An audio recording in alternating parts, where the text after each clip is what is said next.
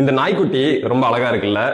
இந்த அழகுக்கு பின்னாடி மனுஷனை கொல்லக்கூடிய இன்னமும் மருந்தே கண்டுபிடிக்கப்படாத ஒரு வைரஸ் இருக்கு. அதான் ரேபிஸ்.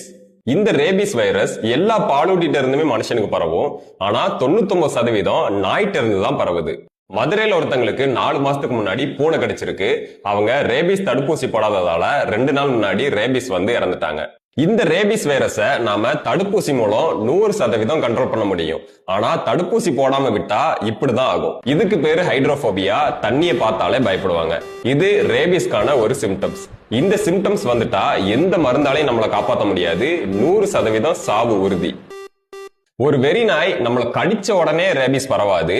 இந்த ரேபிஸ் வைரஸ் ரொம்ப பொறுமையா தான் நம்ம மூளையை நோக்கி டிராவல் ஆகும். இப்போ ஒரு நாய் நம்ம கால்ல கடிச்சிட்டா கால்ல இருந்து வைரஸ் மூளைக்கு போறதுக்கு 6 மாசம் கூட ஆகலாம்.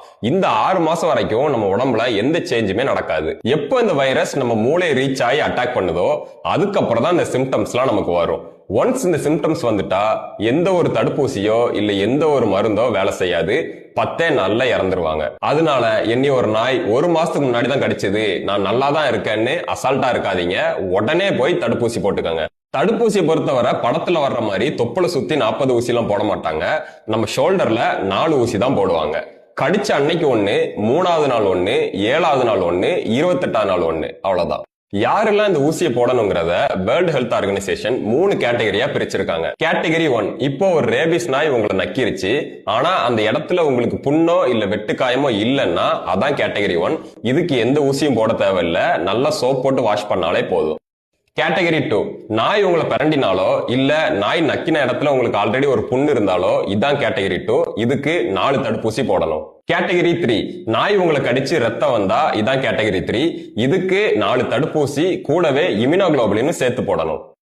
இம்யூனோகுளோபுலின்ங்கிறது என்னன்னா, இப்போ நம்ம தடுப்பூசி போட்டா அந்த தடுப்பூசியில இருந்து எதிர்ப்பு சக்தியை உண்டு பண்ணவே நம்ம உடம்புக்கு 2 வாரம் ஆகும். இந்த 2 வார டைம்ல நமக்கு ரேபிஸ் தாக்கிடக்கூடாதுல்ல, அதனால ஒரு சேஃப்டிக்காக எதிர்ப்பு சக்தியவே டைரக்டா கடிச்ச இடத்த சுத்தி போடுவாங்க. இதுக்கு பேரு தான் இம்யூனோகுளோபுலின். ஃபைனலா சேஃப்டி பிரிகாஷன்ஸ் என்னெல்லாம் பண்ணலாம்? ரேபிஸ் பேஷண்ட்ல 10ல் 5 பேர் 15 வயசு கீழே உள்ள குழந்தைங்க தான். காரணம் என்னன்னா, அவங்க நாய் கடிச்சா பயந்து போய் வீட்டுல சொல்லாம மறைச்சிருவாங்க. தயவு செஞ்சு உங்க வீட்டு குழந்தைங்களுக்கு சொல்லுங்க, நாய் கடிச்சா உடனே வந்து அம்மாட்டையோ இல்ல அப்பாட்டையோ சொல்லணும்னு. நீங்க நாய் வளர்த்தீங்கன்னா ப்ராப்பரா உங்க நாய்க்கு ரேபிஸ் வேக்சின் போட்டு வளங்க.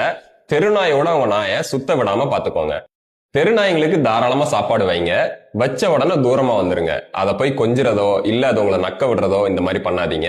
ரேபிஸ் மனுஷனுக்கு வர்றதுக்கு தெருநாய்களும் ஒரு முக்கியமான காரணம். முடிஞ்ச அளவு இந்த வீடியோ எல்லாருக்கும் ஷேர் பண்ணுங்க. நிறைய பேத்துக்கு இது போய் சேரட்டும்.